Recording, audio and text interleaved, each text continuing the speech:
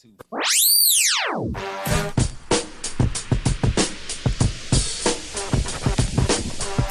It's time for the shop report with Barbershop Jay.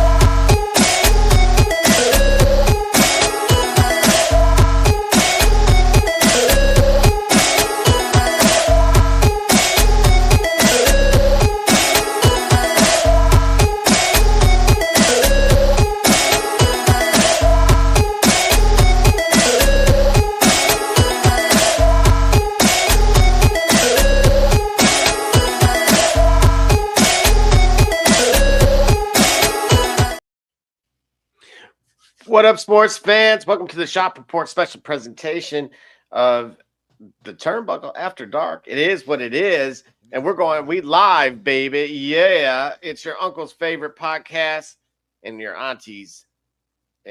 Anyway, What you been sipping I, on, of bro? course, am your host, none other than Double J, and I got my guy to my right, your left, none other than D Gully from the CO Lumbus. What up, Yes, though? sir. Yes, sir. What's going on? What's going on, man? Happy to be back. Happy to be back in the building. Tony Mo. Tony Uh-oh. Mo, all right, we already shooting. We already starting off shooting. What do you say? Okay, seeing 6. Knicks don't want in either one of these teams, no matter what our host says. Okay, Tony, we about to find out because I'm gonna tell you what. I think the scrutiny on the foul baiting turned up sharply and quickly on SGA. Now, I'd like to see how this game is being played out right now in Oklahoma. I know it looks like the last we checked, Oklahoma was up a few going into halftime. So I don't know where we at right now. 76-58. Oh, okay. So, ooh, yeah, right. looking like they must it's be gonna making be a statement. Mhm. They must be making a serious statement. But hey, it's what it is. What happens? You know what I'm saying? Has set aside the foul baiting, right? Which is apparent.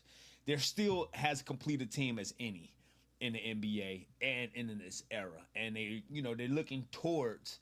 They look like a team shaped for a dynasty. Regardless, I just hate to see that a team that well equipped uses, and SGA has well equipped as he is, use such a tactic. But let's be honest here. This isn't new. And remember, what happens like with anything, right? As long as we age and we mature, as long as things go on, we get sharper with our eyes to be able to see. So, for example, if we talk about, right, you know how we're movie guys, right? We love movies, we love sci-fi, whatever, action flicks or whatnot. You watch a movie now from 1995, 1996, you can kind of tell, right? You can tell, where the CGI then came a long way, or you could tell how transparent it is when you look with your sharper, refined eyes now. Sure. Perhaps that's what we're seeing with our sharper, refined eyes now. We're able to see that what SGA does for foul baiting. But the reason why I bring that up is SGA isn't doing what Harden wasn't doing before him. What D-Wade. Well, let's talk about it. We already get suspended from everything anyway, so why not earn it at least? Here we go. We got SGA. This is our commentary, mother. Right. Yeah, we always. Yeah. Anyway, now come on, Mr. Apologist. You're apologizing for this, and I'm shocked that Bro Rich here in the comment section is riding with this because our look at it up one more time. Look at this. Now. Here's the difference, right? See, in the difference between what we see now between SGA and Kobe. Kobe wanted to get the shot. He was more concerned with the shot itself, not getting to the stripe. So his parlays and purees or whatnot were to avoid contact so he can get his shot because he felt more stronger in his jump shot, right? All right, yeah, exactly. Now, like I said, I don't think I got to LeBron. I went with Harden and I went with D Wade and then LeBron before.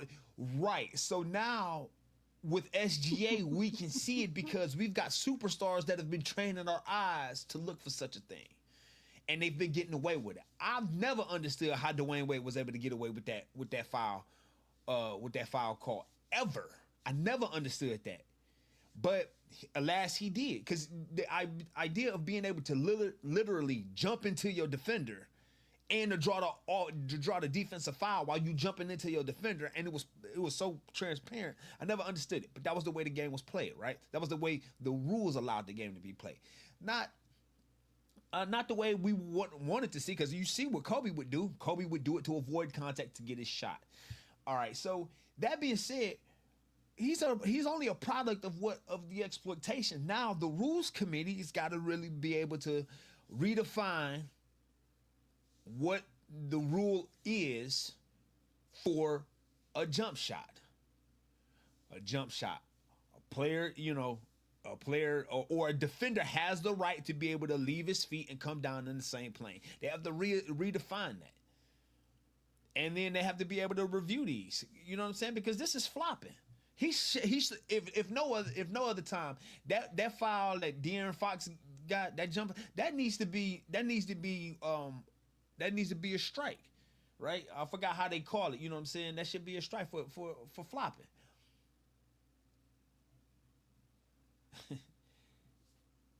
Said Brother Rich say, Tony Mo say, Bron did it like it was a religious obligation. For sure. Man, he got away with it. Point is, we don't want to see players get away with it anymore because it does ruin the game. Do you understand how many fights about to go on? How many? We don't cuss on the show, but you understand how many whoopings about to go on the blacktop? You try to SGA out there on the blacktop. It's not happening, bro. You're gonna get a 2-piece and a biscuit. Easily. You try calling foul with that nonsense. Not at all, man. No. And you're gonna wake up elsewhere. But you know what? But you know what? That's what. Again, to my point. You wouldn't dare try to call that on blacktop. You know that you wouldn't get away with that out there. So the idea that in the professional setting you can, it's already betraying the integrity of the sport, because you know that in rec league you're not getting away with that. At the open gym, you're not getting away with that at all. But in the game, in the ultimate setting of our game, you can. You shouldn't be able to. But now the other part about it is, I don't know how many other players get away with it as egregiously as SGA.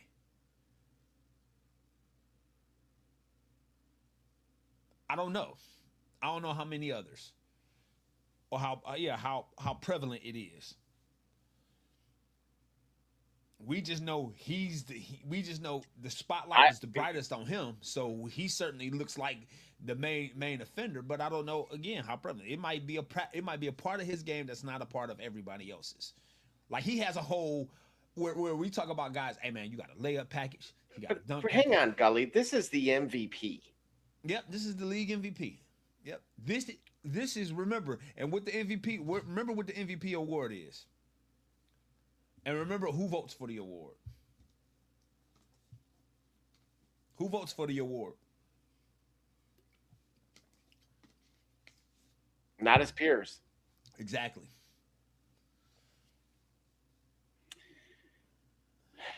So again, this detracts from his overall body of work. Because, I mean, at least he getting to the charity stripe and he knocking them down, right? Sure. But if his whole idea is to play to draw the foul instead of to play to win the game, score the point, I guess that's the whole point. And remember, that was the kind of like it supports a bigger argument that remember I put in the Discord that link, and I think that link has traction, and I think if we had an opportunity, we could share it. But basically, somebody made the alliteration that what SGA does to bait for fouls is the shortcut route that a lot of people in America or a lot of modern society uses in life. You get the path. Is about the focus on the result. If you get the result, you're less concerned about the integrity of the path to get there, right? If I want to get the result, because the idea of it is the results are what pays, the results are what you want, the results are what's desired. The path to get there is what other guys played for. And typically, I guess the argument is being made, or we would associate in previous generations or in previous decade, the path of integrity would lead to a more gratifying end result. So we're about to embark on a flopping finals. Possibly, yeah, possibly, because the idea of it is if SGA gets away with it, you better call it for Jalen Brunson. Correct. You better call it for Josh Hart. If it's gonna look the exact same, if I can jump in to Chet and not draw the foul,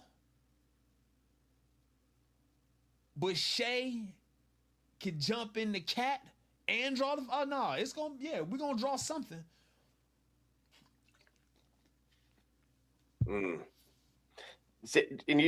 Is this good for the product? No, it's not good for the product. It's not good for the product at all.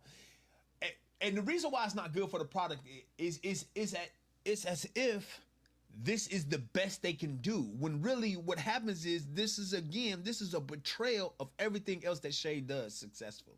This is a betrayal of everything else that the game has evolved to become successful. Remember, I'm the guy that argues that the NBA has the best collection of basketball. Remember, I'm the guy that argues that the NBA champion could legitimately be the world champion. This actually hurts my argument a lot, and I admit that because I don't know that the rest of the world plays like this. And I certainly don't know if internationally, even if they're not the best in the world, if they're the best that France has or the best that Germany has or the best that, other countries have, I don't know that they're playing this way. So it certainly does detract from our argument about NBA champions being the world champions. Nonetheless, the game is hurt by it. And it's a very simple fix. It's really a very simple fix. I was pretty critical of Gumby, as I had called him. Yeah. And as this has aged, Gumby's become more of a compliment. Right. Than a term of endearment. Right. And what I respect most is his level of competitiveness. Right. What I don't see from him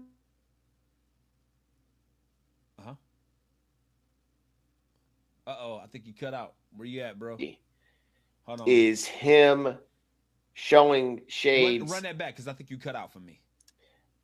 What I was saying is what I don't see from him in that, as it pertains to that previous clip that was shown, is I don't see him taking the shortest path to the destination. Right. Instead, I see him doing what the latter did in that video. Right. I go back a handful of years ago when I first got introduced to him and watched a couple of good games in France, told you guys, hey, this kid's the real deal. And then kind of saw like the foot routine that he had, and that was kind of a concern to me. And it has been, thankfully, it hasn't been a concern since, but his demeanor was different. Right. Go back to a game. There was, I think, Caleb first. There were like 2 Purdue players on Team USA that were, in addition to Chet Holmgren. Yeah. And they won in France against him in essentially I'll have to go back and look at the roster in fairness to who else was with him. And he was devastated. And you could tell he's kind of chosen violence ever since against Chet. Right. From that day on, like a villain was created that day. Right. As much as it pains me wearing this, being a Detroit billboard here, he is our frozen envelope. Because he was vocal as to where he wanted to go. And it was very apparent and evident when he played for Tony Parker. He stated verbally he wanted to play for San Antonio. And at the time, he wanted to play for Greg Popovich. Right. He liked the muddy water. And the tortoise. And the tortoise. Anyway, but who am I to judge? Anyway, nevertheless, believe me. Anyway, no, I'm not going down that road. Yeah, we're going to stop while we're ahead of here. And so, with that being said, even in this series here, if he happens to fall short, which I'm still not convinced. Right.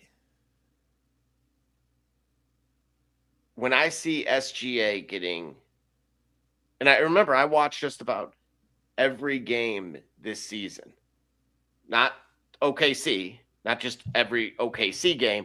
I literally was watching every game this season. Yes, when any team happened to be tanking for Tua, yes, I'm watching them too. When even Sacramento Kings fans couldn't stand to watch them down 20 in the first quarter. I was watching a lighter shade of brown at halftime with a Cholo Kings mascot. Right. I'll have to find that for the chat here. But so I say all of that because when I think of a future MVP, yes, he won defensive MVP and he campaigned for it. He wanted to win the All-Star Game MVP. Right. If there was something to be won, the man was not just playing for it. He was trying to speak it into existence as well. And what I don't see from him is some of the trash that we just saw. And look, I respect the Thunder as a team, as a collective, because that depth is ridiculous. If I can tell you right now, I'm sure you're in agreement with me that when expansion comes, that team will probably feel slighted like the bad boy Pistons did when they lost. I believe it was either Rick Mahorn or Mark Aguirre or both. Somebody in the chat can maybe remind me of exactly who that was, but it stunted their growth. They were never the same. They acknowledged that after the expansion draft, and the rest for Pistons fans, that's when you get the Lindsey Hunter, Grant Hill era until you fortunately end up with Ben Wallace via Grant Hill. Right. And of course what leads to that 2014. Right. So we got a comment here as well. James Harden, certified buster. Certified man, I ain't heard that in a minute. I just want that part. Certified buster won an MVP flopping like a fish in a boat. SGA has a mid-range game reminiscent of the greats, and yes, he uses the rules of contact to go to the line. Right. So very simple action to me is because referees are watching the ball. Referees should be able to judge, since they're watching the ball anyway. Referees should be able to judge that if a player leaves his feet, if the defender lets a player leave his feet, makes a player leave his feet, he's allowed to return. Simply put. So if he bites on the fake, he's still allowed to come down. And if that player, if he's allowed to come down, then if he's basically enforce the rule the way it's written, but they have to emphatically enforce it, that if a player leaves his feet on a ball fake or leaves his feet on a shot attempt, he's allowed to come down within the same plane. And the offensive player, if forcing contact, if provoking contact, loses the ball, loses possession. You can call it a loose ball, you can call it change of possession. You don't even have to call it a foul. But enforce the fact that if a player leaves his feet, especially to contest, and the ball is shot, the defender has a right to return to the ground, return to the floor. What if I told you the Thunder have taken 21 free throws this evening, and he, being your MVP, has taken half of them?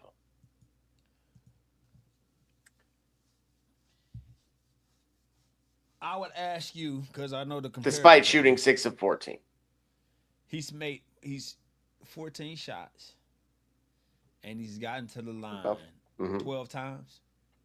Well, 5 if he's taking 10 free throws.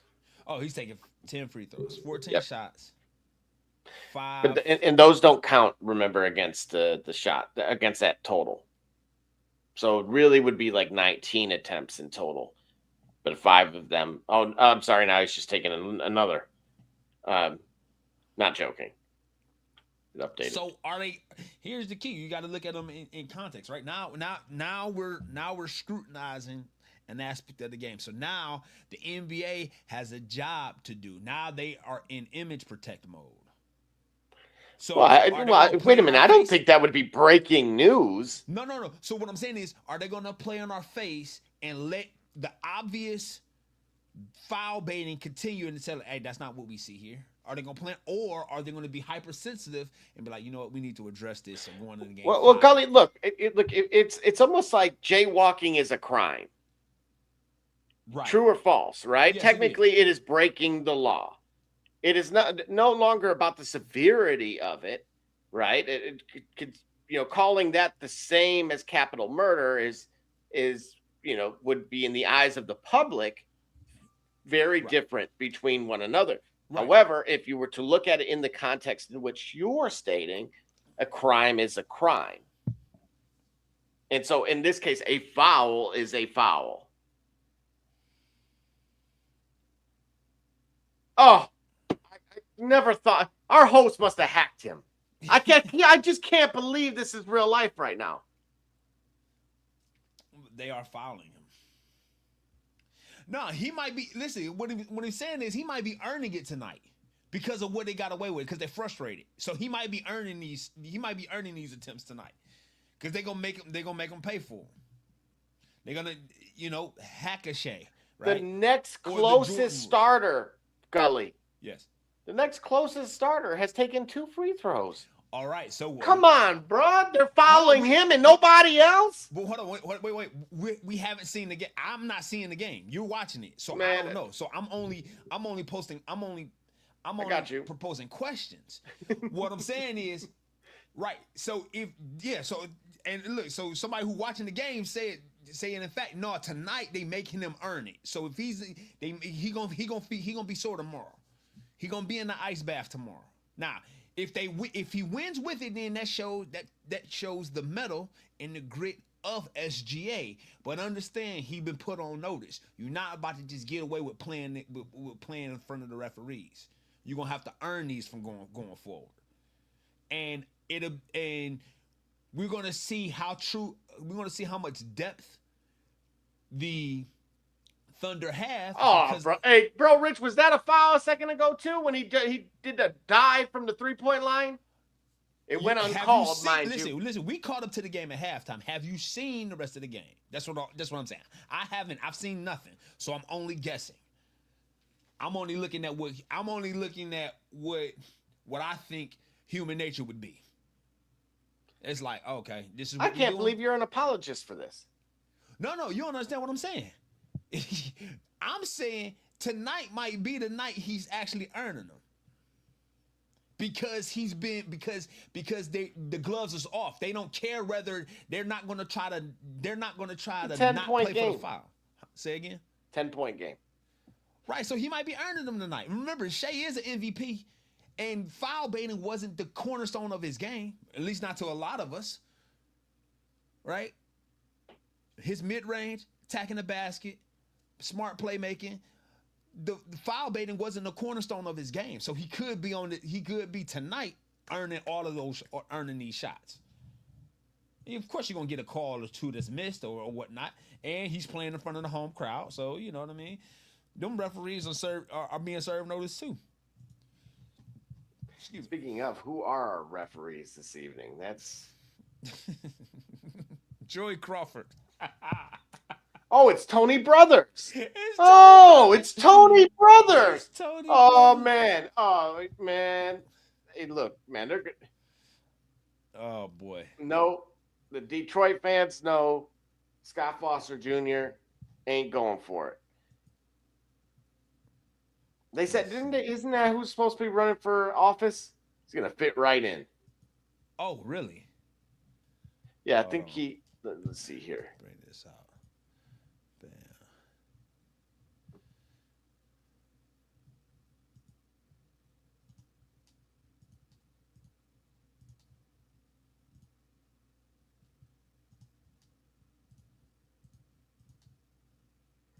So I'm reading this from Reddit here. Tony Brothers with a refereeing masterclass in the first half. 39 combined free throws for both teams. See? And 25 personal foul calls. It's satire, Gully. Hold on, let me turn my volume down. He says, I don't even care who gets the free throws at this point. It is just unbearable to watch. At this rate, there's going to be 70 to 80 free throws in a single playoff game. Wait a minute. Let's do that. All right. And yet, our host has banned LeBron from our platform. And Bro Rich brought him up here earlier, and that yet is criticizing one of the disciples.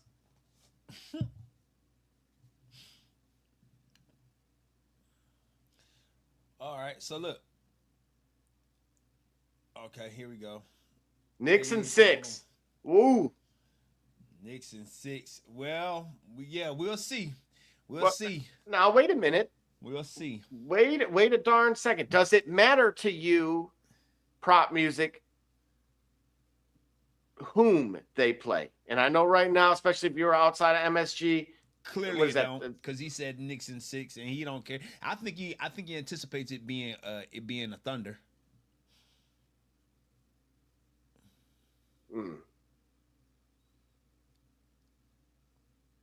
I think that was a clean.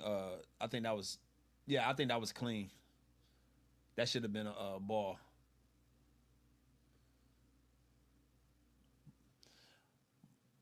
I mean, in the spirit of the fairness, like, do I want the Thunder to win? Nah, I like San Antonio for it, but either way.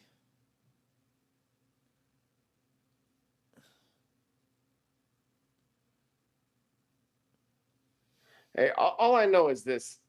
You would catch me on 31st Street having a slice, staring outside of the window. He said, no, they have the best 5 in bench. Oh, then, Cheese. What's going on, Cheese? Cheese. He said, think it will be the Spurs. Well, either tonight. Y'all act like he wears a whistle. Those refs. Man, don't get me started on Tony Brothers. I can't do it. I can't. Look, it is what it is.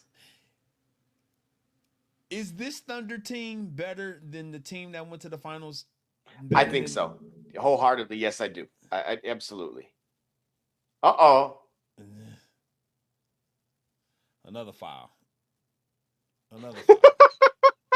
Another. I mean, bro, they'll never get. So our to our guy Prop Music's point, Yeah. this is where about him suggesting that the Knicks have the best bench. If Tony Brothers is reffing this game, you will absolutely get the answer as to if that statement is true or not. Really? I like the move. Remember, I like the acquisition of Alvarado. Shamet really kind of fell off. I hope he gets it back together. Trying to think, man, was it the Clippers game that was really kind of the beginning of the end for him? Because he had stepped in for a little while, Gully. Yeah. And it was in was really kind of having a career year. Right. And then got really cold. And I don't know if there was an injury there or not. Ooh, nice. All right. Well, here we go. Fourth quarter. But we got other stuff to talk about, man. That's right. Including, we'll get back to the game, of course, but our coach of the year was announced. Coach of the year. None other than Boston's. Who are the finalists? Oh, the finalists. I'll get you those. Okay, yeah. Get the whole list here.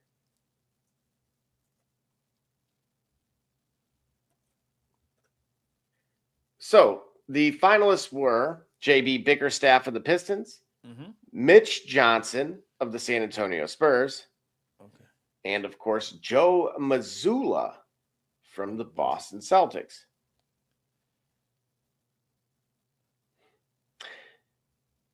Do you know who won? Are you familiar with? No. Okay, so my pick would have been J.B. Bickerstaff. Okay, let's see here. If I can go to my little.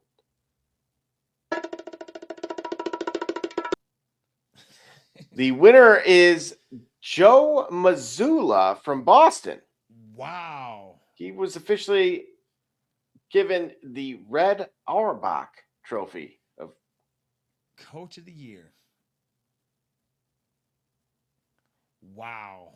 I don't. What are the factors? What factors in? What are the parameters? Right. What are we looking at? What do you consider? Well, to your point, team record, right, is what instantly sticks out. Okay. So as you pointed with JB, the Pistons won, I believe, 60 games, and they had won all of like maybe 6 for the 4 years that I had tickets. Right. And then of course Boston won 56 games, and of course had gotten the number 2 seed in the East, right? And that was largely without star Jason Tatum. Okay.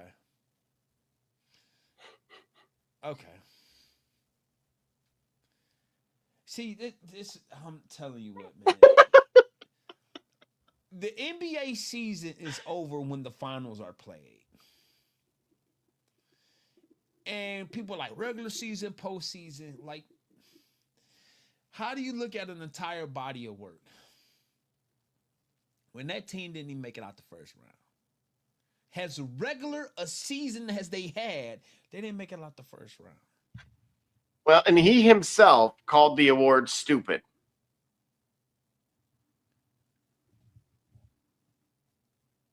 Yeah. He was called the award. When he received it? No, prior to. Yeah. On the NBA Coach of the Award honor, he said, "I think it's a stupid award." And they gave you one. Now, what do you think of the award now? Maybe that was the whole thing. Maybe they was trolling them. But that's what I'm saying. Like, I don't understand. See, regular season awards. You want me to watch this entire thing from October till June, but somehow highlight what happened in April, from October to April, to highlight that, to separate that from what happens from April till June, when we say when the clutch, when possessions count more, when our possessions are more critical, the moments are the brightest. Like all of that. Like, listen, you don't have to win an NBA title every year to be a league MVP. Right? It's not to say that you got to win or yeah, to be there. I think goes a great deal in you being able to make it. And sometimes a coach of the year may in fact lose in a semifinal or a conference final because maybe the team that they're running with. But I feel like the postseason, however it shakes out, warrants what you may receive or the accolades you may be leaning towards or the accolades you may be aspiring to get during the regular season. For example, the 2007 Dallas Mavericks didn't make it out the first round. Wasn't Dirk the MVP that year? Believe so. But as you see with Bro Rich's comment here, Missoula makes sense in that no one expected them to do much without Tatum. Did you expect the Detroit Pistons to be the number one team in the East with Cade Cunningham? Mind you, what they had gone on that playoff run, right? And they had brought in some wily vets that I will withhold my own opinion on. And this is the other thing too.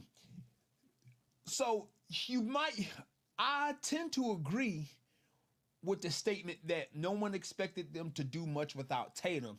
That's because they've perpetually shaded Jaylen Brown.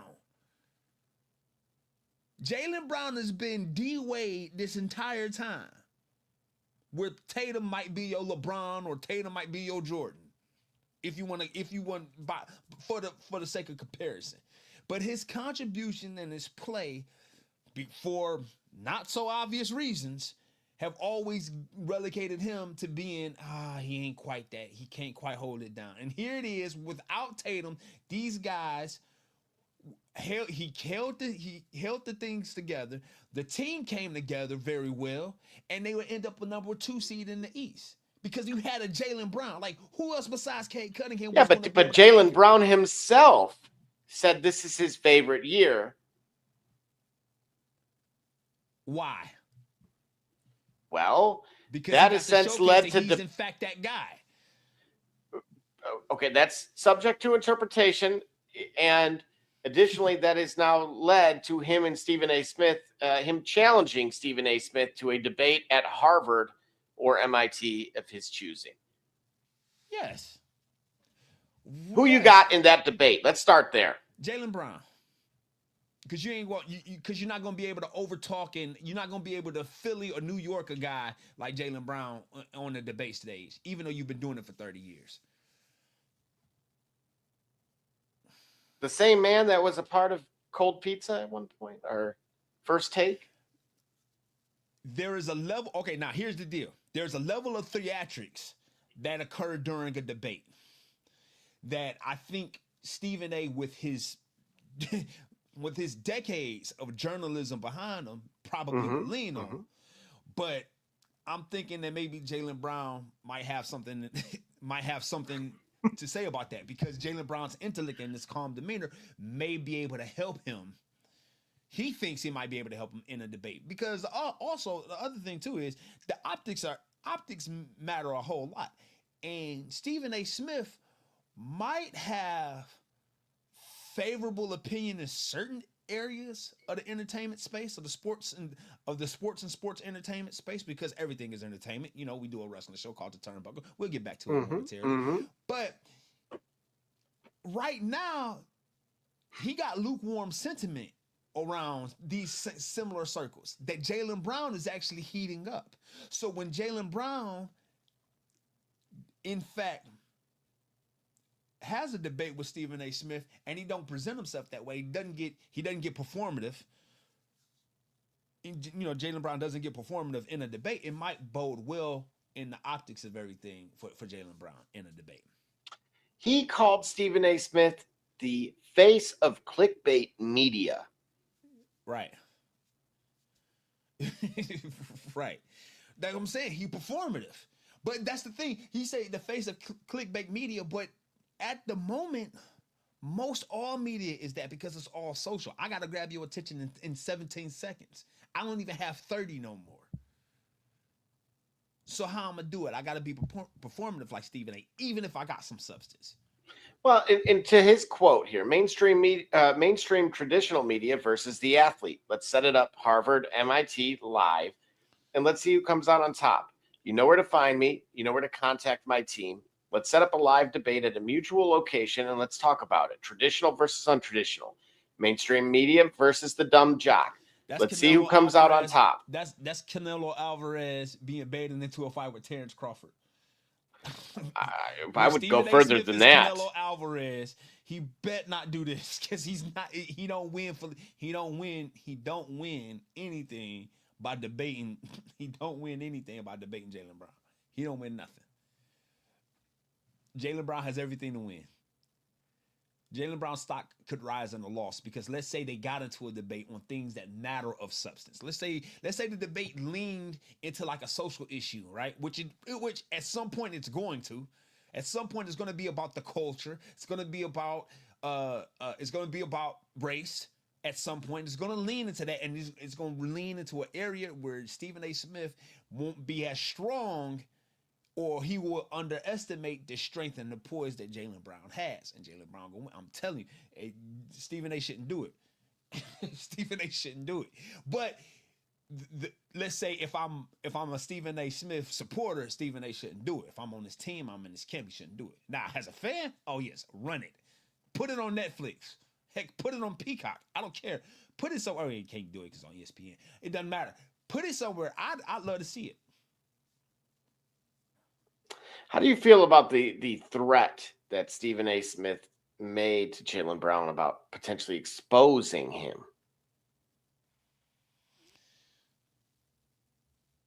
Do it. Try it. I don't think Jaylen Brown. I would be surprised that Jaylen Brown has a blind spot in his character or in his deeds that would be harmed by being exposed. If anything, it would just make anything. It would be, I'm guessing, it would be a low ball move that might be revealing something very personal and dear to him. That would be more of an embarrassment for Stephen A. Smith to go so low than for Jaylen Brown to be like, oh, okay, I got something that I need to protect from the public.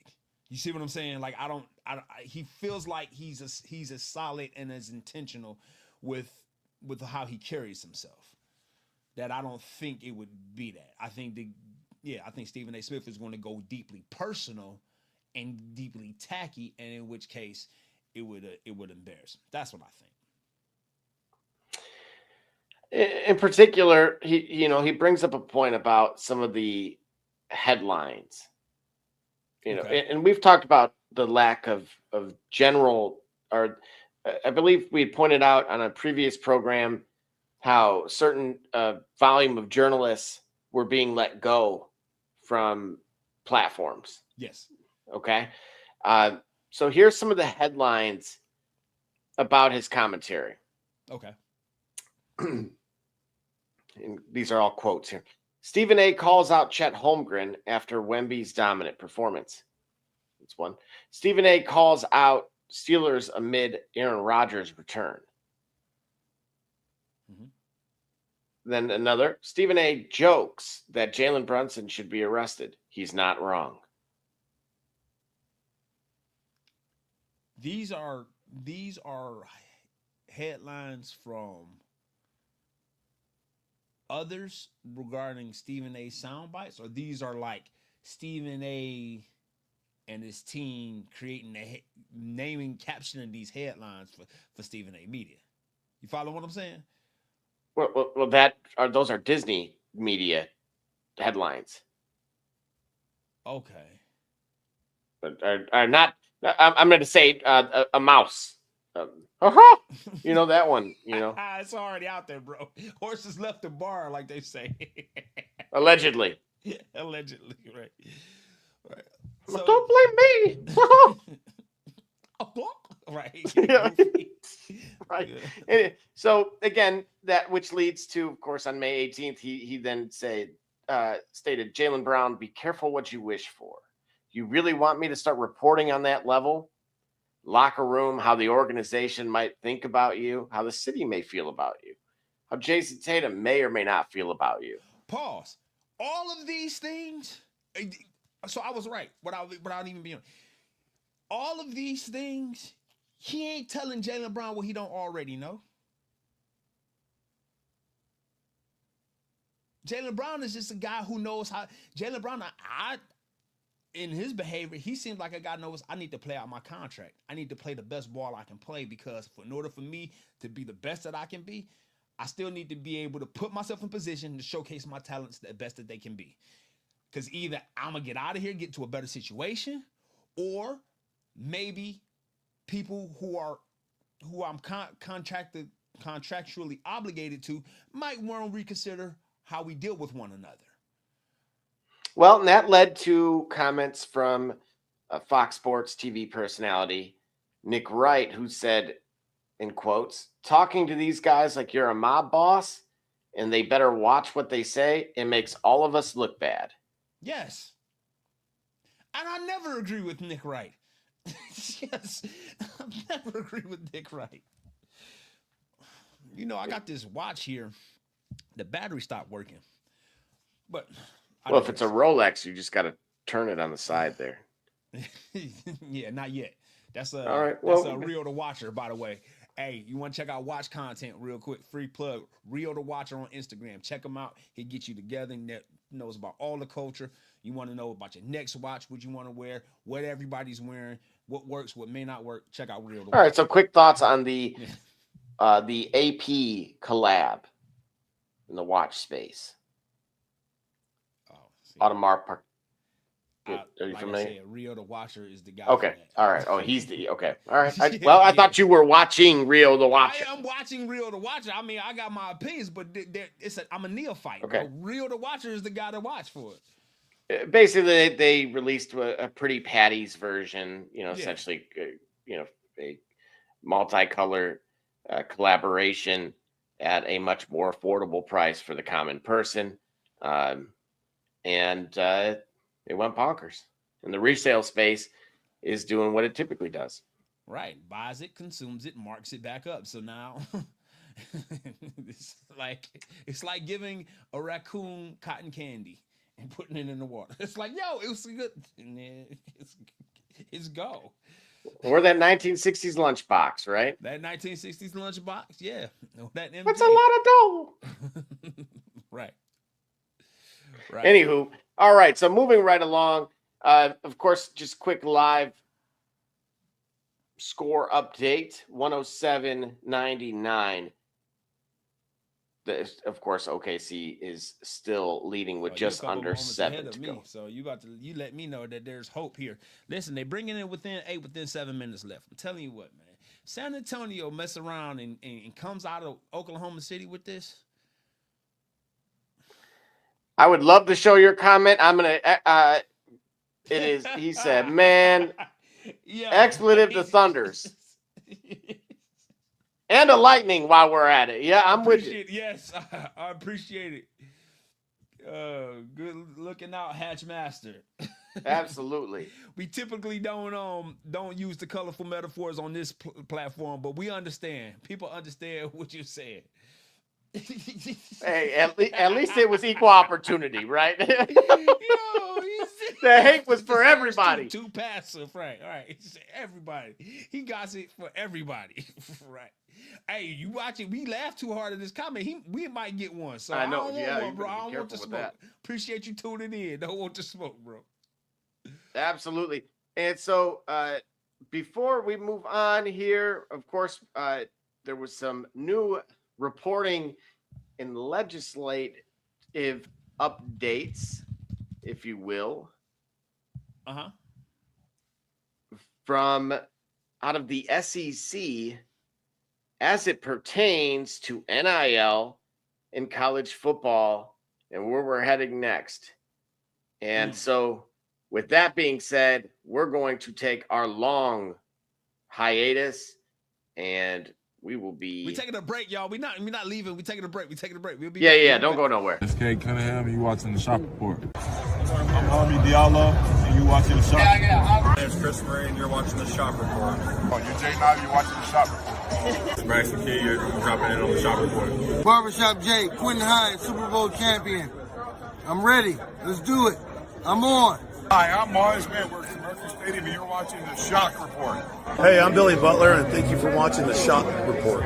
Hey guys, I'm Les Norman, former Kansas City Royal, and you're watching the Shop Report. Commander Brown, Detroit Rivers Mountain Training, and I'm watching the Shop Report. Hey, this is Doug Flynn of the New York Mets. Well, a few other teams, of course, too. And you're watching the Shop Report. I'm Matt Ramos, and you're watching the Shop Report. How you doing? I'm Rajay Davis, and you're watching the Shop Report. How you doing? This is Nelson Figueroa, former Major League pitcher with a lot of teams. You're about to listen to the Shop Report. Hey, this is Howard Johnson. You're watching the Shop Report. Hi, I'm Heath Bell from the New York Mets, and you're listening to the Shop Report podcast. Yeah! Hey, I'm Josh Tolley, former catcher of the New York Mets, and you're watching the Shop Report. This is Edgardo Alfonso for the Mets, and you're listening to Shop Report. Hey, this is Doc Gooden, and you're watching the Shop Report. Hello, this is Mike Hampton, and you're watching Shop Report. This is Kerry Cunningham, and you're watching the Shop Report. Hey, C.O. Moore, tune in live to the Shop Report, man. Checking in with the Chicago Bears. You heard it here first. Hey, this is Herman R.V., former NFL offensive lineman with the Cleveland Browns and Baltimore Ravens. And you're listening to the Shop Report. This is Josh Cribbs, three-time NFL Pro Bowler, all-decade return specialist. And you're listening to the Shop Report. Cleo Miller, former Cleveland Browns, and you're listening to the Shop Report. Hi, this is Dick Ambrose. You're listening to the Shop Report, and go Brown. Hey, this is the top dog, Hanford Dixon. Listen to the Shop Report. This is Ernest Biner, and you are listening to the Shop Report. Hey everybody, Jimmy Has from Cleveland Browns, and I can tell you my favorite podcast is the Shop Report.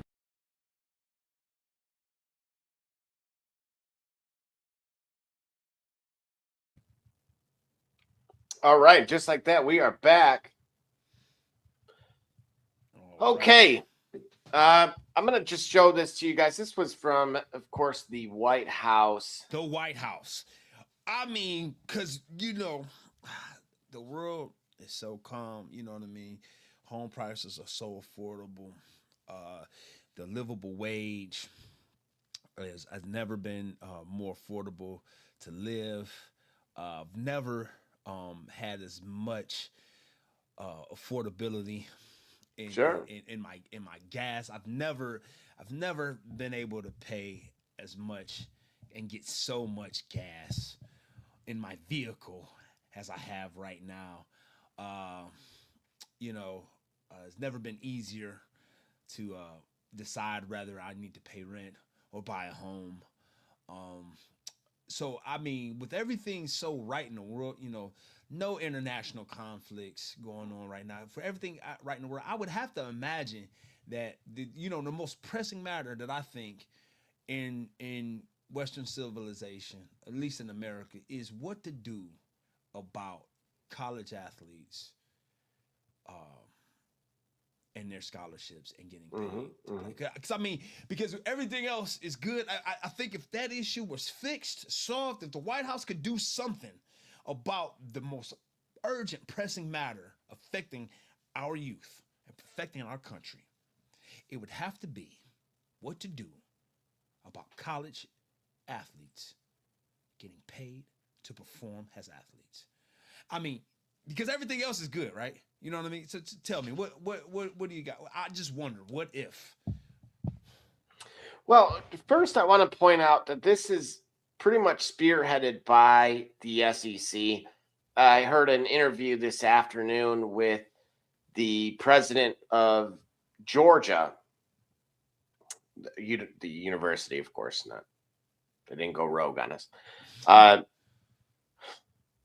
In which this gentleman basically, and I'm paraphrasing, said it has gotten out of control. And of course, he's not just in reference to the funds that are being paid to players, but the lack of reporting with the NIL deals as a whole, who's policing the NIL deals, the ones that they're actually going after, and the ones that they're choosing kind of to turn a blind eye on, where he is essentially proposing, he's saying we can't wait for big government to intervene, as I'm kind of describing here, and or wait for it to fail and then try to do something. We need to be a little bit more proactive than that. So I want to reiterate who is spearheading this, who is truly behind this. And it is, of course, it is the SEC. It is the same conference that has lost 3 national titles in a row and now sees a problem with how people are getting paid. Exactly. Isn't that convenient? So I want to reiterate that. Now, yeah, I went to a Big Ten school, but that's not the point. Okay. Heather Dinich decided to drive through Indiana, and she started at Notre Dame, and then she ended up in Bloomington. She makes no mention of West Lafayette whatsoever. Right. So that's where we are as it pertains to the college football world. She could have stopped at Ball State and would have gotten more love than apparently us. So the train has derailed on the football side of things. So I too can gripe with the SEC because, back in the day we had Drew Brees and Rod Woodson and the cradle of quarterbacks. And, I can yearn for yesteryear with the folks down south if I should, so choose, because apparently we've ran out of moon rocks to sell and or apparently have decided to smoke them. I don't know. But we don't have the funds that we once did, apparently. Anywho, I digress. Going back to the whole premise of this thing, they want to cap how many years you can play, which is kind of funny to me because Trinidad Chambliss, right or wrong, just petitioned the NCAA and had an alumnus, or at least a donor, to his university file and approve the injunction against the NCAA. Now, he had wisdom teeth pulled, and it apparently caused him to miss that entire season, something to that effect. And the NCAA said, no, he didn't file his paperwork correctly. And it was so egregious in his lack of appropriate filing that they still wanted to use their rubber hammer these days in trying to punish this kid. All right. So this is the world that we live in right now amongst college athletics. So we have the gentleman in charge, who says, all right, I'm down for this 5 years from the time you graduate high school. That's part of the proposal. Okay. Then they want to cap how much can be made. But there's an interesting caveat to that, because how do you determine if you have a salary cap, right? One of the biggest issues, and somebody brought this up also, is what we see, what I would call regularly across all of pro sports, which is somebody as a rookie making more than a veteran. Right.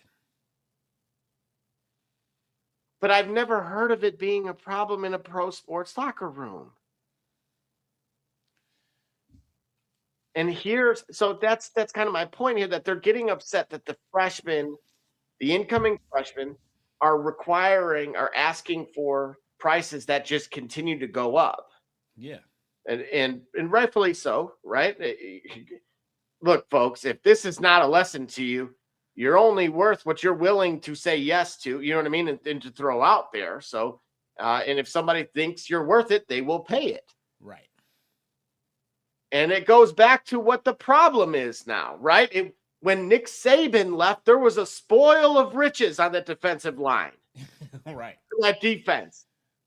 Now they're going to LSU, and they're going to Ohio State, and they're going Ole Miss.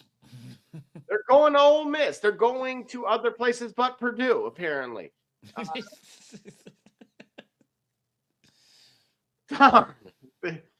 The wound is still fresh. Very, very fresh, folks. So, but it wasn't a problem back then. Right. Okay. And this is where I'm yes, I agree. There should be some regulations that exist. But until the coach can't leave, and then you're not going to get me to buy in ever to the fact that a coach can leave tomorrow, Lane Kiffin. Yep. And I'm forced to maintain my commitment, or I'm limited on how many times I can leave. I agree. It does. I don't like the idea of essentially free agency annually. I do believe there should be some form of a commitment, but at the same time, we have to be realistic in the world that we actually live in. Right. People, if you try to go put in your 2 weeks, how many people have been walked out within the hour? Matter of fact, I can speak from experience. I intentionally put my 2 week in on the day I had the next morning I had the flight. I was expecting it. Right. And if you're not, you're a fool. I'll tell you what they won't. I'll say the quiet part out loud. Right. Loyalty one way is stupidity, people. I'm sorry. That's the world we live in now. So, yes, to the dismay of my own university, we can't even get the rentals. We can't even get this. Right. Oh, man. Yes. Yeah, so Gully, what I'm ultimately asking you is, I'd used a quote, and I'm going to paraphrase it, where if government ever comes knocking on your door, run, saying that they're there to help, run. Right. I believe that was a former president that said that. Yeah. Yeah. Former president said it.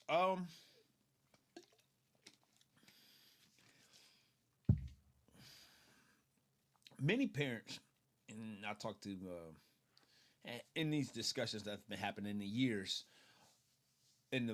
since NIL is still very much in its infancy. Many parents, I would get the range of comments from hey, this is good, this is great, or it doesn't teach kids the ability to stick and thrive in a situation, right? You can't just immediately jump from situation to situation, and you can't immediately just jump all the time. You can't quit all the time. And I say yes, that is true. I say, however, the big however is when adults do it, they have the rest of their lives for them to try to make a situation work out for them professionally. Right. Right. So they have the rest of their lives for them to try to work. If you're a college athlete and you have 4 seasons, you have 4 years now, and if our beloved administration gets involved, you only have a maximum of 5 years to make your impression, and you play the game a certain way. And a coach comes in. No, not only you play the game a certain way, you flourish at the game in a certain way, right? You're not just adaptable. You kind of like highly specialized, right? Like that's like saying, think about it. Imagine a coach going to Marshall telling Randy Moss, you know what, you more of a possession receiver. Given his talent, he's superb in one aspect of playing that game. But you telling him, hey, you know what, for the purpose of what we got to do here, you need to become a possession receiver. And you got 4 seasons. If you can't really get it together, that's on you. So my point is, you giving them a finite window to telling them they need to stick and stay. Meanwhile, they have coaches in that same window who have the rest of their lives, their professional lives, to make something work or not and move on. And let me add, in this current job landscape, you're not staying at a job 5 to 7 years. I was at a pharmaceutical company. I worked there for about 9 years.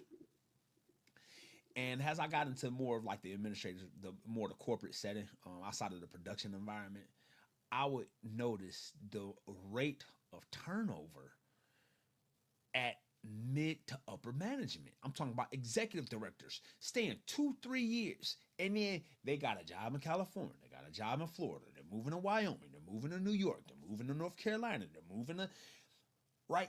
2 to 3 years. These professionals are making professional decisions for the rest of their lives, right? 2 to 3 years, right? We want an 18-year-old to stay at Purdue for 4 years and love it, and he's highly specialized at being a middle linebacker. But now, you know what? The new coach, he want to run the 4-3. So again, there should be some exceptions to said rule already. Yeah, what I'm saying is, I feel like we make rules because we don't like the circumstances sets up, when really we should just let it play out and let the trends define it. So what happens is this is why we come up with an abundance of rules, and this is why so many rules and regulations and rules after rules. We're hypersensitive to the immediate effect of said rule, and then we legislate upon that. So now we hamstring ourselves, we shoestring ourselves when an evolution comes, when a change comes, because now you made legislation for that. So it's like, nah, you know what? You know how, remember, as an adult, when you watch the baby, like you can put all types of bumpers and safety guards around your child. You can put your child in a bubble if you like. All right, certainly your right as a parent.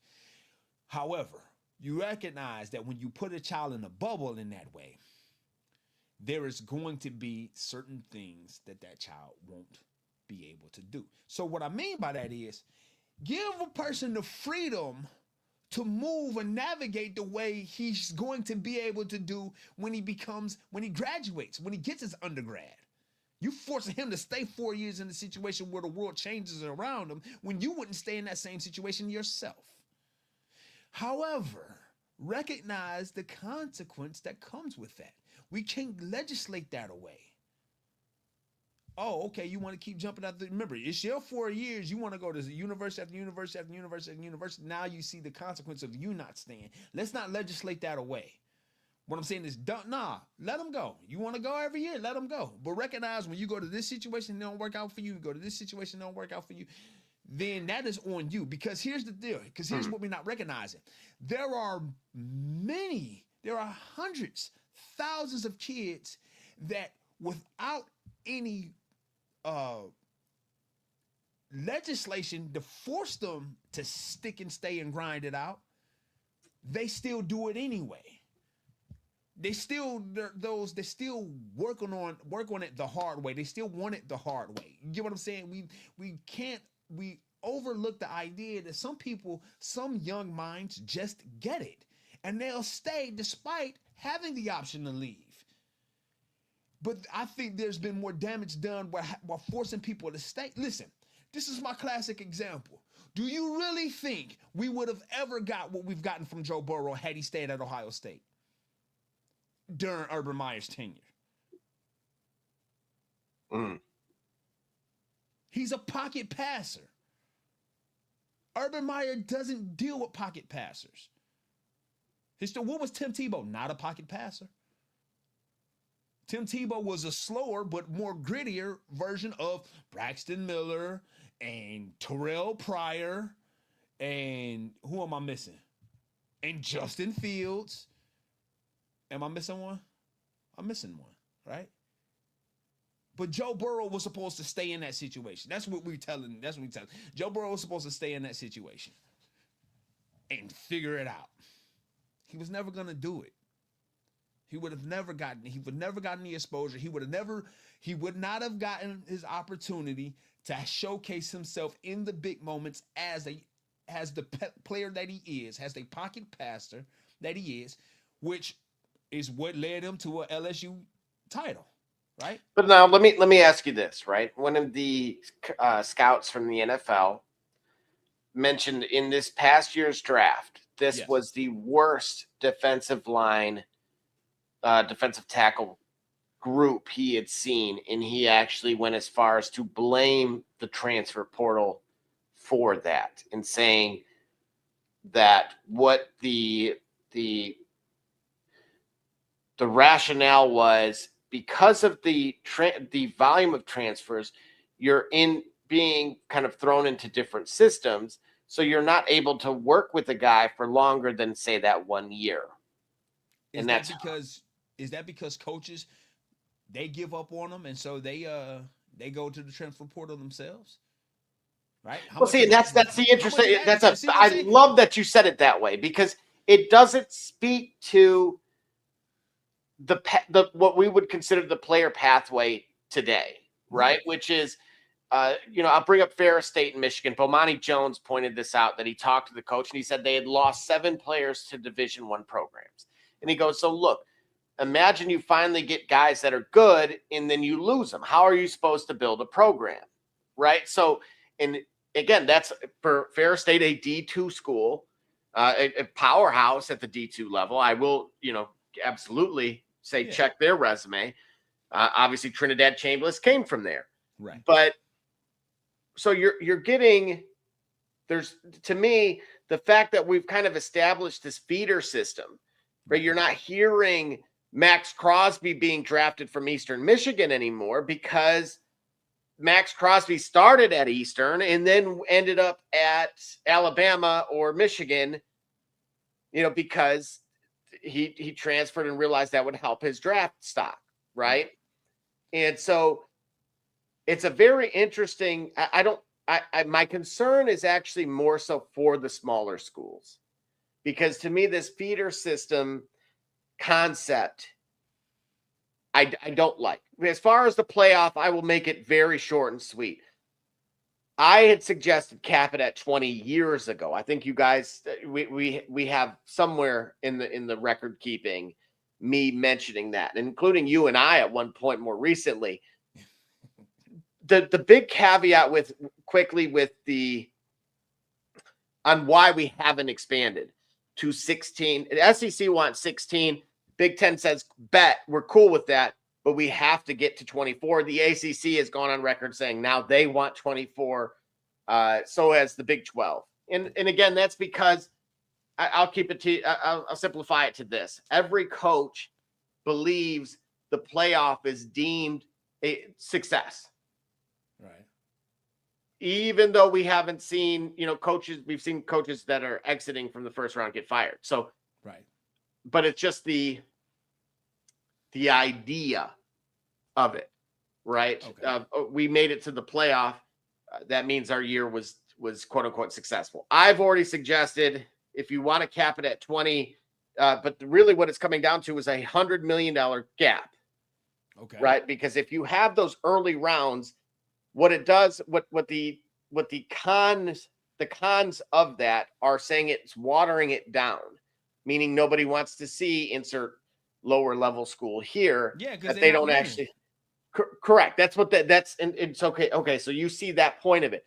However, and with that being said, they haven't put that out for bid yet, and you have to understand there's more dynamics to this as well.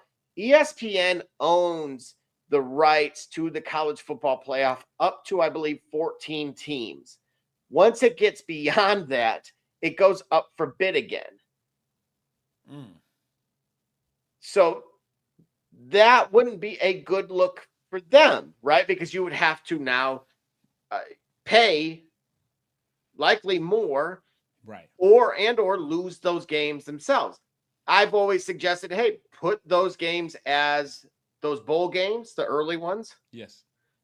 And that solves the problem as far as where and in negotiating rights. And if anything, it adds more value to your Pacific like Holiday Bowl, etc. But in addition to that, if it's the conference title games, remember, we once upon a time hated the idea of the analytics telling us who our champion was. Yeah. Or some old, out of touch folks in the press telling us who our champion was. Right. And we wanted to I'm going to use the verbiage here, settle it on the field. Yes. And that statement birthed what's known as our conference championship games. Right. In order to reach that expansion, while maintaining a functional end date, which means before not bumping elbows against the NFL's playoffs, and keeping it traditional in the sense of what we'll call the semester within the college semester. Okay. Right. Now I'm giving you some additional parameters. We would have to immediately either start the season sooner or eliminate said conference championship games. And to the point that you made, Gully, about watering things down, well, naturally, what value would a conference championship actually if they're hold? going to be in the play? Exactly. If the top two from the conference end up in the playoff, like what does it? Yeah, what does the SEC championship mean? And you got national champions that from the Big Ten for 3 straight years. My own personal take on this, as far, and I was going to run this across Paul Feinbaum, matter of fact, as well, and I'll run it across you first. This is my idea of essentially those last 4 spots being essentially a play-in. So run them during either the following that bye week, right after the conference championship games. Have those 4 teams playing for what we'll call the final 2 spots or something to that effect. Okay. And then give your conference champions automatic bids. And because that we know that the Power 5 conferences have already, played a tougher schedule and all of said things, that's essentially their reward. The same way that we would see something similar in March Madness, right? Okay. And that way, what it does is it semi-deflects from having to address a $100 million problem, and that is the SEC championship game currently brings in $100 million. That game itself. That specific game brings in $100 million. And right now, to, Greg Sankey's point, if I expand and water this down, my teams may not even be in it. So not only do I lose that $100 million, I may not even reap the benefits. And we don't even know what that costs, right? We don't know. We haven't put it out for bid, right? So we don't know what someone's actually willing to pay for it. That is the status of the SEC. Now, I will say this. It is not a unified stance. Not at all. They do not see eye to eye on this, but he, as the designated leader, is simply looking at the physical sense of such a move. And so I kind of ask you at this point, what do? You got $100 million. You have everyone else, right? And let's be honest here. I brought up the fact that they've lost the last 3. They're not the home. It may mean more, but they are not the home of a national title holder, right? As it pertains to football and now college basketball, even. Begrudgingly, I say that. So people tend to listen to the winners, and the winners are Tony Petitti in the Big Ten. Right. Gully, what do you do here? All right. If you're asking me what I do here, I think you're asking me a different question than what I do. I mean, the reason why I say that is because I'm not sold on expansion. I'm not sold on expansion because, like we've had, right, for the first time in the last, right, we got to remember what happens to those bye weeks, right, and how that bye week has. Indiana is the first team in the last 2 postseasons to survive its bye week. Every team who had a bye in the playoff lost. Yeah. Them first 4. And Indiana's the first and the last. They're 1 of 8. And I would imagine if we go back to the season before that, when we go to Michigan's winning season, I wonder was it the same? Did they have the bye week? The season is very complicated for me to have so many schools in Division 1A football plus have conference championships, and then in the end of all of that, decide that 24 of these teams now get to play in a playoff when you've tied money and prestige and moments around individual bowl games for decades. Like, people think that money, well, I can't say people think. Somewhere, there's some analytics that say that the money is not affected by the fact that the Orange Bowl is just Orange Bowl is just a step in the process towards crowning a national championship. When I could remember, let's say Notre Dame and Boston College or whatnot ended up in the Orange Bowl, and that was it, because in the BCS era, that's where it landed, and it was that matchup for that bowl, and it meant it was important to Notre Dame or Boston College, and it was it. Now that's how we geared it. Like, I don't know how we move beyond that. I don't know how we retroactively cut away all of that and then just say that the product is better moving forward. I'm saying it also as well. Yeah, we're dealing with college athletes, but these guys in college, like, at what point is the season going to end for them? They get NIL money, but that's not life-changing money necessarily. That's not contract money.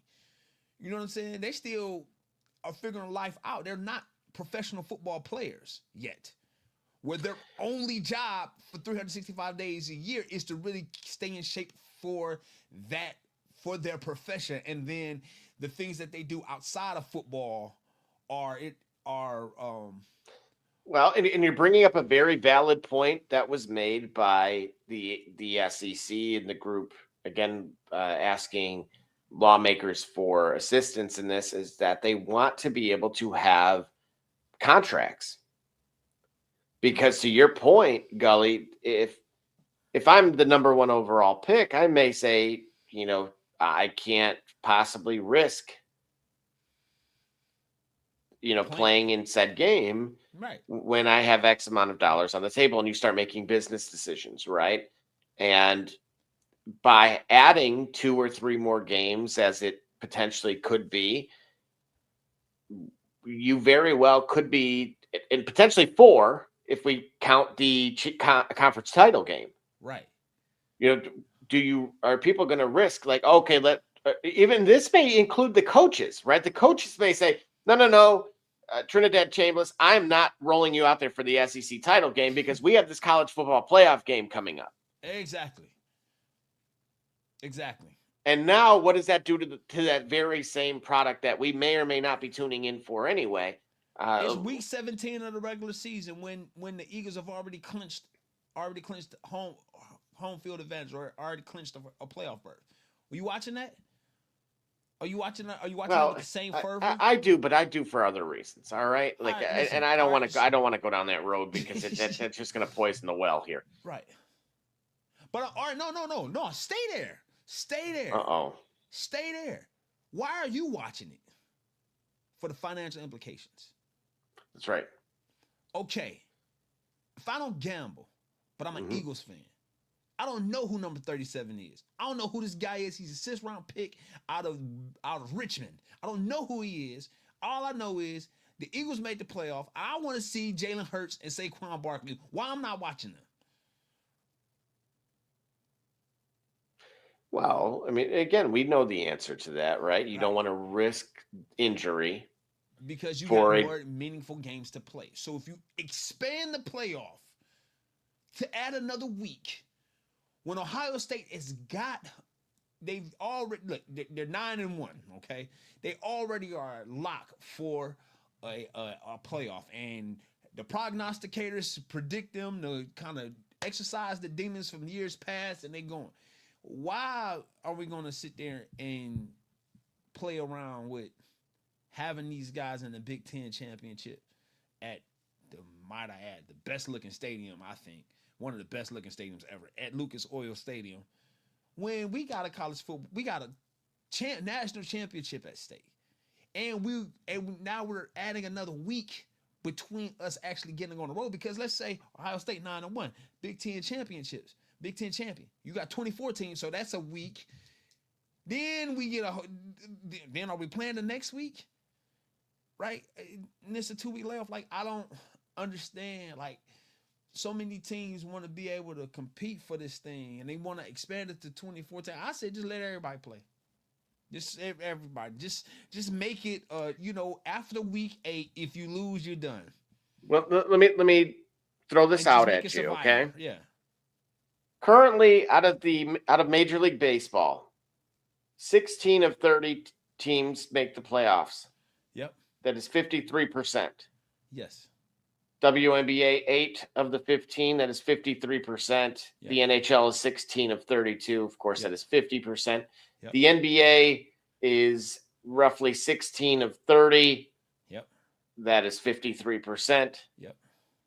And even if we did expand to 24, that is actually only 18%. Correct.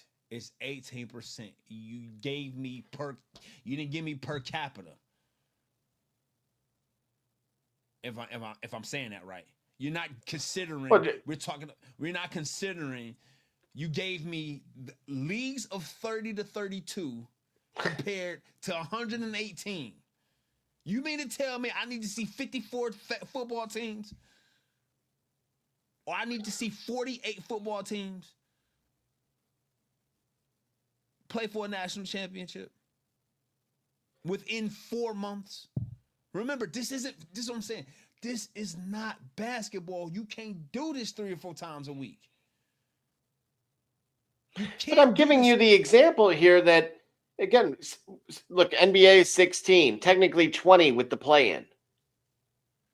You can't play this game more than twice in 7 days. And you're going to have to, if you're going to get a meaningful representation of the league, if you will, so that way everyone has a shot. We see what happens when we see what Thursday night football looks like. A team got a Monday and they playing Sunday and Thursday. We see how terrible that is. In order for you to be able to accommodate the large volume of teams that want to be like, hey, I want to play, I think I deserve it, you're going to have to compress something. The weeks of the weeks of the season, or the days between the weeks of playing. And we see what that product looks like. And then, we're talking about student athletes. These guys, some of these guys actually care about their college education. So we already know that these guys, no matter what, how we shake it, no matter what we think about it, they still are actually beholden to a whole set of hours dedicated to something else. They are in college. Now, whether they got the help under the table or not, or whatever else, you still know that these guys are compromised. We're not dealing with professional athletes that really have the only primary obligation is that which they're being paid handsomely for. Now, what if I told you that if the field had expanded to 24 since 2014, yes, every SEC team would have made the field at least once. That is beautiful. Kumbaya. I don't give a shit. Listen, according to this, Purdue still wouldn't have. I disagree on the year that we went to the. Like, I don't care that every team would have had an opportunity to. No, I don't listen. We just talked about how life ain't fair. I'm saying. So this is a participation trophy to you. If you try to make every team, if you try to make sure every team get a chance to say they can play, like I don't have enough compassion for every university being able to have win year after year after year, even in the NIL era, even in the landscape. There's opportunity from one year to another to enhance your program. Like everybody ain't getting cheated every year. And that's what every time they expand, that's what it sounds like. It's like everybody who don't get in got cheated. Like, nah, you came up short.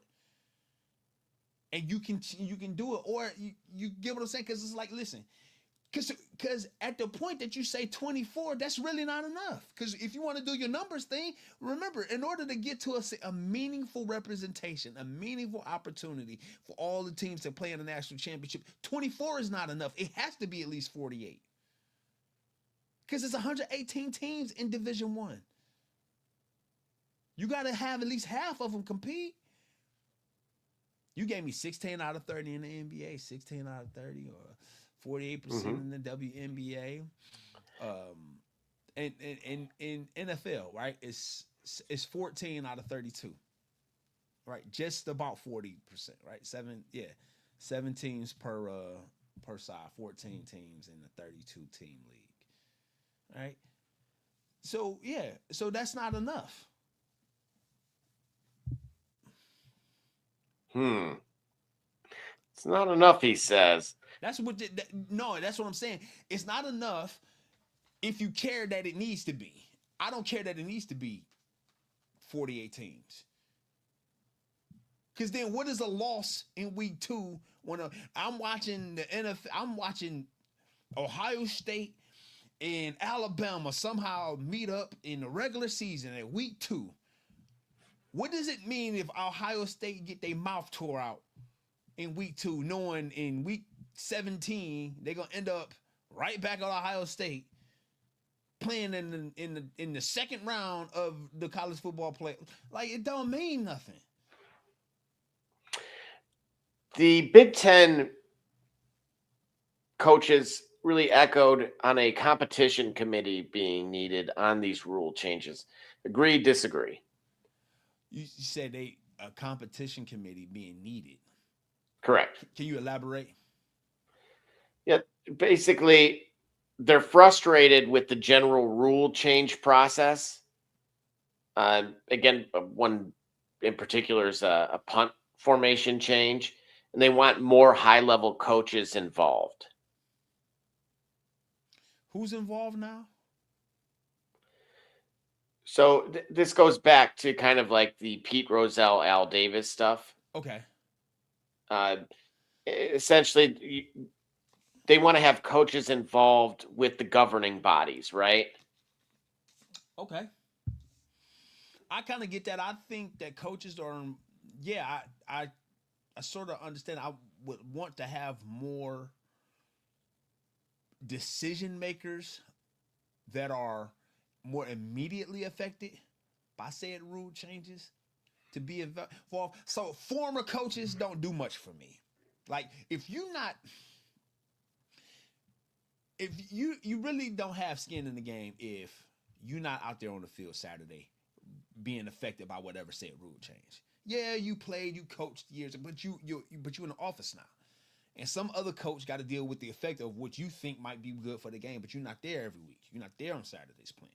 You're not there for you're not actively there. And I think being actively present, playing or coaching or developing a team or whatnot, I think that should warrant more of your insight and more of your consideration in terms of the rules of how the game is played. Because you did it years ago and you were great at it, but you're not there anymore. That I think is impartial. That's like writers getting Hall of Fame votes. And that's so antitrust issues, essentially. That's what you're saying. Because you unaffected, like you're not involved. You're not involved with. You're not an active participant in whatever it is you're arguing for or against. Right. No, I don't disagree with you. I do feel we have reached a point. The coaches have to think league or NCAA first and teams second. And why I use the Al Davis, Pete Rozelle is Al Davis would have never thought of the Raiders second. Yeah. And so when you hear the athletic directors talk, they're speaking conference first. Right. But yet it's been proven that they're typically institution first, right? Georgia's president and was definitely speaking from a lens to suit Kirby Smart and his institution. Yeah, right. And so that's that. I agree with you. I do think we have reached a point where they need to have a centralized commissioner, a rules committee, and a collective bargaining agreement. But this is the problem when you, the former or current governing body, Right. decided to spend money lobbying rather than attempting to address this issue decades ago and preparing for when we got here. And the truth of the matter is, I believe even the president himself at one point had said, I can't believe you guys didn't settle like out of court with the student athletes. Right. And the fact of the matter is, I think I can speak for everybody in saying that number would have been so overwhelmingly high that they would have bankrupted them. Yeah. So that's why they didn't. But ultimately, I think both sides can agree on the fact that we need to have some kind of sustainability that's something that sustains the product. Because yes, we're all going to tune in. But at some point, I'm both encouraged and discouraged by what Indiana did. What do you mean by the way that they built their team? Absolutely, right? To me, I could make the argument now, and I may go on a limb here that may snap like a twig, that Kurt Cignetti was largely the catalyst, a big catalyst to Nick Saban's success, because he was the one who was identifying the talent behind the scenes. Okay. And yes, Nick Saban had countless offensive coordinators, defensive coordinators, and had very similar to success to Bill Belichick, right? Right. But that seemed to me to be the fundamental sauce, or key ingredient to the special sauce, was that man was able to see through individuals in a way that was just simply unique. Right. And once he left, it got harder. Yeah, as well it should. If you're dynamic and you are unique and you have your system and you have your machine and it leaves, yes, there should be a gap. That is evolution. Somebody got to fill it. Somebody got to figure out a way. Absolutely. And so with that being said, any final thoughts from you that you want to make heard loud and clear here on your vision, D. Gully's vision of a future in college, across the college football landscape? Bring back the BCS. Yeah, I said it. Oh my God. Good night. No, I feel like, all right, you cap it. If you want to expand, you cap it at 16. You do away with the extra bye weeks. You give one bye week at most, and then you get this thing going. You wrap the season up on just after New Year. Maybe not on New Year's Day like we happened a couple years ago, but then you keep it moving, right? We equity of opportunity. I don't know what we're looking for. Is that if that's the phrase? So let me not overspeak and make myself sound stupid by trying to make myself sound smart. Point is, I feel like even with 16 teams, if you want to expand it, there's enough opportunity for a team that really feels like they're a champion to get in there. Beyond that, it ruins the product for everyone, and it makes those games and that time of year where things are it ruins the festivity of those games just to make money for people who don't really care about the festivity anyway. We are fans. We want the nostalgia of it. We're there for the essence and the ambience of the moment. We ain't there for the money because we ain't got it yet, because we're paying to watch it. We're paying to participate. So I don't want to continue to create opportunities to ruin my value of consuming the product for the sake of somebody's value, to increase somebody's value in producing the product. Okay, so I'm going to throw in quickly Lane Kiffin on the SEC championship game and Kirby Smart's love for it. He can say he loves the game, but did he love it when he lost his quarterback in the game? I'm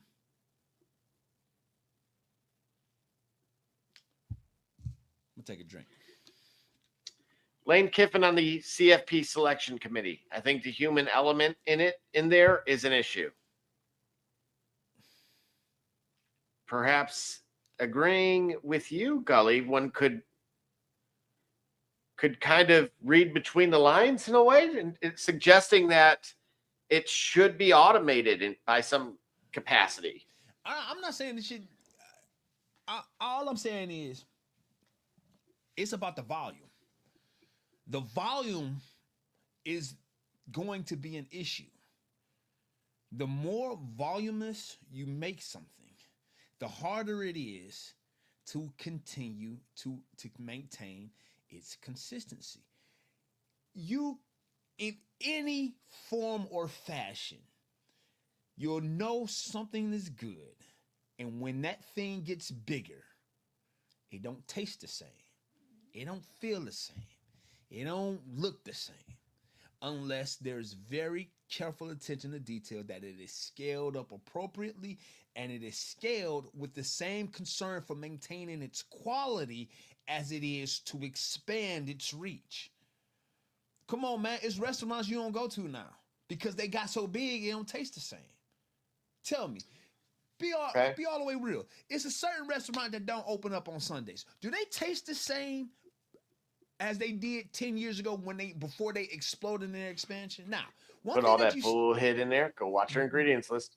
One thing that you still get from them is in that particular restaurant, I still get a quality of service that actually become their staple. Like, I know if I'm going to order fast food, I know for certain a certain restaurant, my order is never messed up and my food is always hot and fresh. Does it taste as good as it used to? Absolutely not. Again, you expand this college football playoff and you still got this finite window in order to actually to promote and play these games, and you expand it so much to include everybody, the quality is going to be affected. The quality already is affected.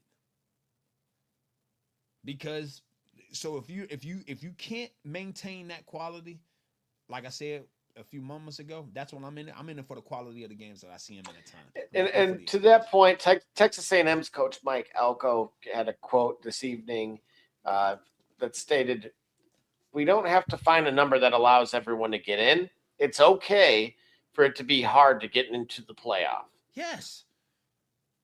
Yes. It is okay for it to be, yes. Because here's what's going to happen. Inevitably, one of those small woe is me schools that can't never get in because they're not a mid-major or whatever else, they're going to figure it out. They're going to hack the system. They're going to get in there and they're going to show out. And it's going to be the Rudy Rudiger story that we all love. It's going to be the understar. Indiana was practically that. They're a Division I school.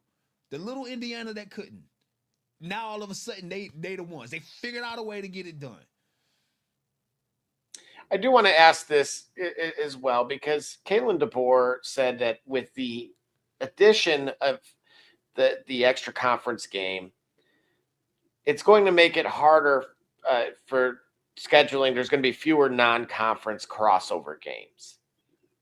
And what he stated is it's going to make it harder to understand the strength of schedule that we all have, whether it's the SEC or other conferences. Bear in mind, everybody else is already playing a 9-game conference schedule, like the Big Ten. Right. Why are they pushing back so much on this? They're doing it. But now, and then we get that people are shedding light that their concern is that it's going to kill the other non-revenue generating sports by having because again, the current, so there's a two-parter here. The second portion of it is now people care about water polo and tennis. Yeah.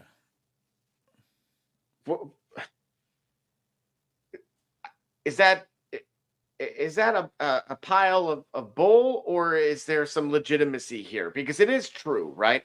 Ole Miss, I believe it may have been Ole Miss had to pledge about $2 million in order to keep their tennis program active, or Arkansas.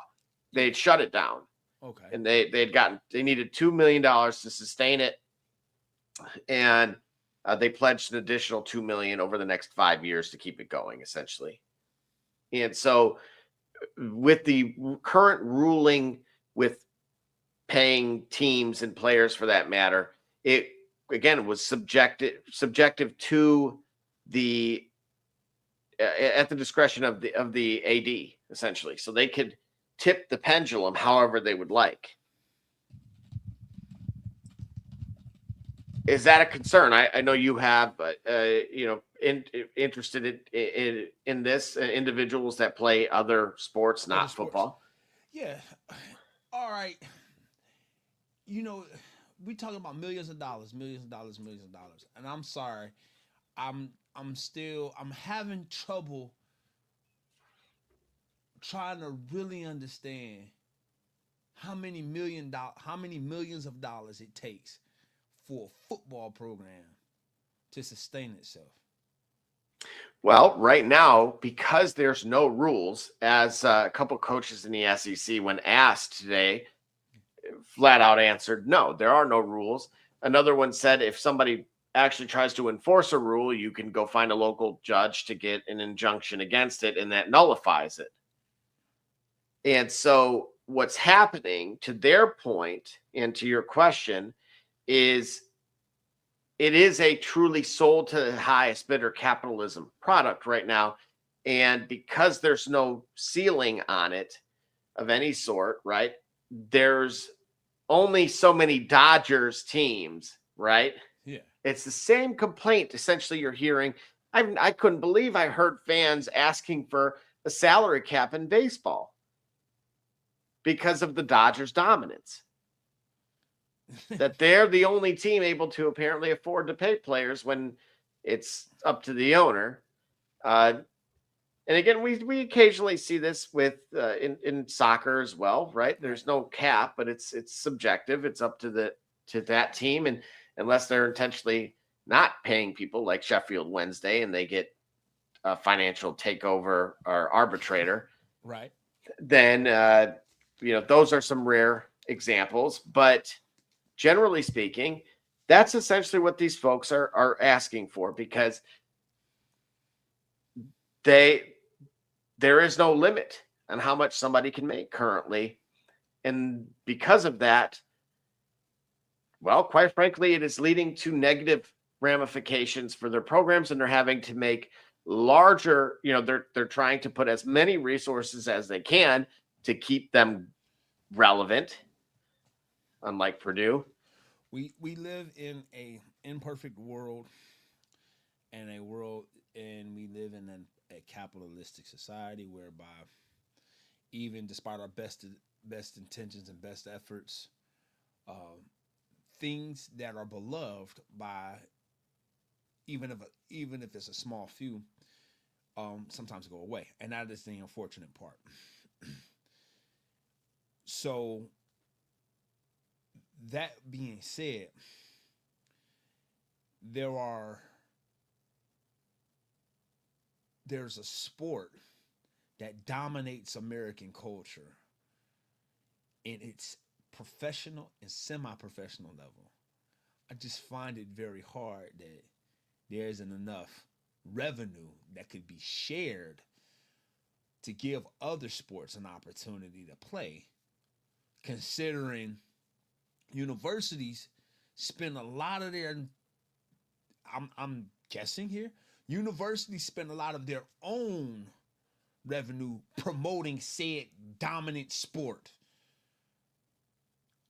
For the return on investment that sport also benefits, that they should be able to give back. Like, it should be. I play this game called Tower War, and what I figured out is I run like a triangle system, whereby what happens is once I get 3 of my towers together, I kind of create a path where one tower A runs to B, B runs to C, and C runs back to A. So once I had this strategy going, I'm oftentimes I don't have powerful tanks or soldiers or battalions, but I run this triangle. And when I run this triangle, if I do it and I'm smart enough for my strategy, they're building each other up. So even on groups that have a more powerful tank, artillery, or battalion, with my strategy, I'm constantly earning, so I constantly have resources to spend, not only to protect this one tower, but to also give and benefit. My point is, I feel like universities themselves, they get money to be able to help bless their football team, and their football team is able to earn millions of dollars of revenue, multi-million dollars of revenue that people can profit, that for the sake of for lack of a better word, they can profit, use it to help promote that football team, but then they can also benefit the other smaller sports by whom maybe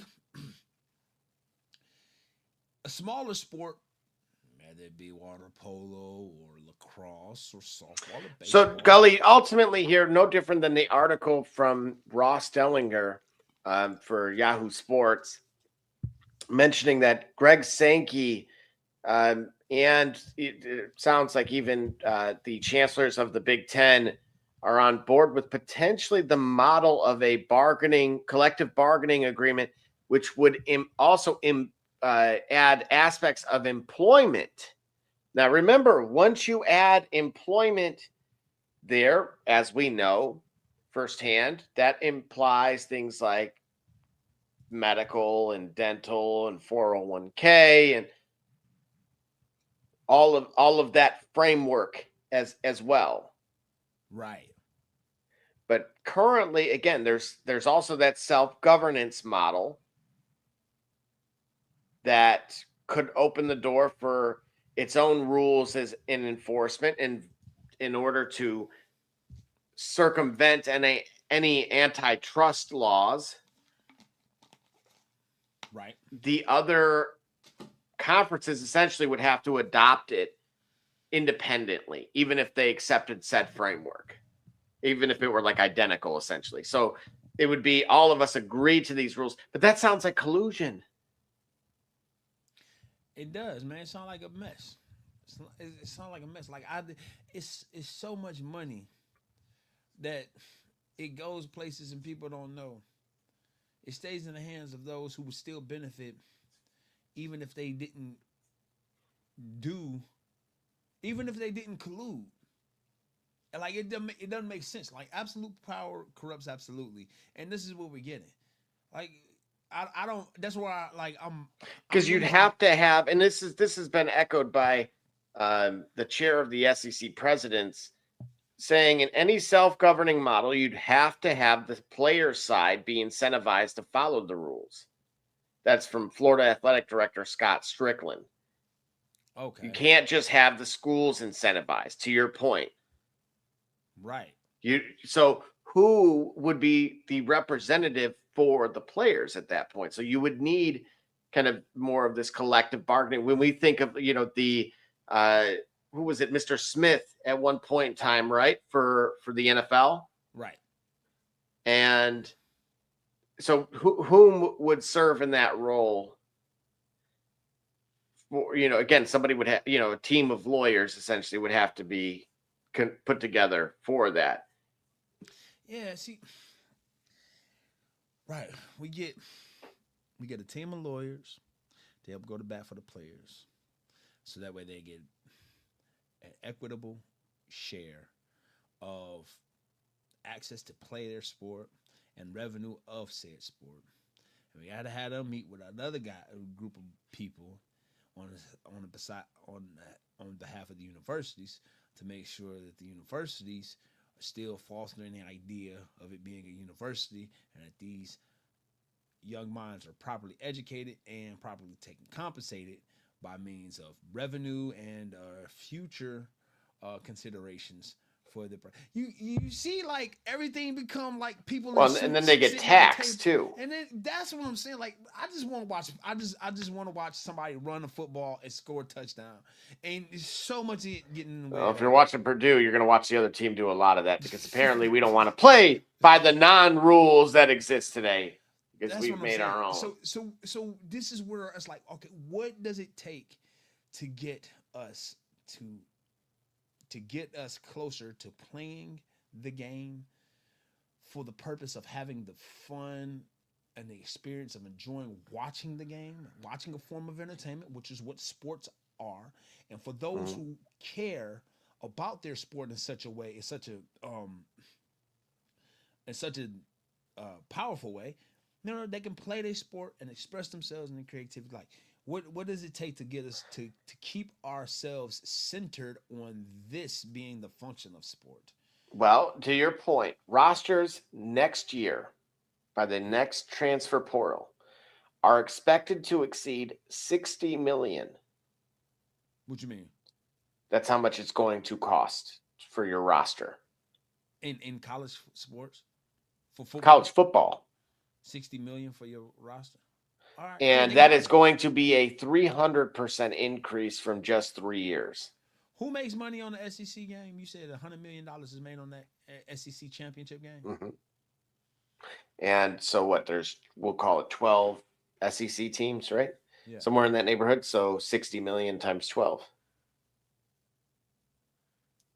Or 60 million divided by 12. Well, no. That's per roster. Oh.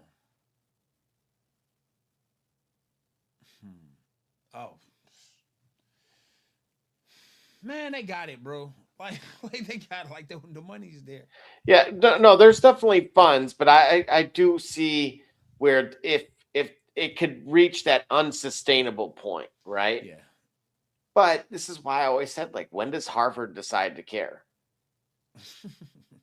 When do they say, like, no, we have, Israel money or something? And like, here comes mega donor from Private Island. Right. Who does questionable things on the weekends. Yeah, anyway. All right. Yeah, it's time to go. Yeah. So it's time to go. Again, many layers to that, all of it. But so again, I do want to point out here that youth sports, however, makes double the NFL's revenues. Yeah, it does, because it's a racket. Because it's a Ponzi scheme. It's man, youth sports. I'm so glad that I've been able to be a part of a youth sports organization that really is about playing the game. And for the years that I've been a part of that program, I've seen only opportunities for the players to play the game, to get meaningful work in terms of meaningful reps, in terms of playing meaningful competition. And it really wasn't much more than that. It wasn't about trying to put themselves in position where we gotta spend so much money, and it's only really for the coach's benefit to kind of help the coach position himself, help the coach and the coach's staff look good. Like we haven't been a part of that. I've been blessed that we haven't been a part of that. We've been in a program that's really about the youth playing the game, but I can see what your son is involved in soccer, so I already know what that. Oh gosh, I hear the way they talk about that, man. That's enough. I can tell that youth sports is a racket. Well, yeah, and so that's going to right now. There is a arms race, I'm calling it, between two rival leagues, one of which is MLS, the other one is titled ECNL. And essentially, we've seen some clubs have paid ECNL upwards of $400,000 in just a calendar year. Wow. And in other cases, in other sports like hockey, the venue is owned, right? You have the stay and play tournaments, and then you cannot record your kid. You have to pay to have the game live streamed professionally. Nah, bro. This is just everything is about extracting a dollar, and at a point, it's entertainment. We know that that's possible once you get to a certain level. Until you get to that certain level, it shouldn't be about the team. It should be about the opportunity to play, to have fun, to exercise, to get out there, to be mobile, to be active, to be around the camaraderie of having a team, and the purity of it all. Like, everything is about the business of it. Everything got to deal with putting on a certain tie and negotiating. And negotiations are not fun. While we shouldn't avoid them, they shouldn't be a part of every facet of our life. And that's what sports and the business of sport has become. And the business of sport has made sports terrible. And the business of sport is why we get certain things within the sport that we don't like, such as the LA Dodgers winning 15-1 in the 7th versus Colorado. There we go. And with that being said, it's been fun, but we got to run. Check us out on all your channels, Facebook, Instagram, YouTube, and wherever your televisions can tune into, especially your smart TVs, because you can always find us. Yeah, let us know in the comments. Of course, we appreciate everybody that was checking in with us. I mean, there were so many of you. Definitely want to shout out to people as well. We are of the people, not above the people, as always. And for my mans, Be Rich, Barbershop Jay, Couldn't be with Khalil, Lil, right? Nas and Rennie, Pete Rock. Yep, CL Smooth. You've been listening to the shop. And listen, remember, next time you really want to know what's going on, come to the shop. Why? Because walk-ins are always welcome. Holla. Holla.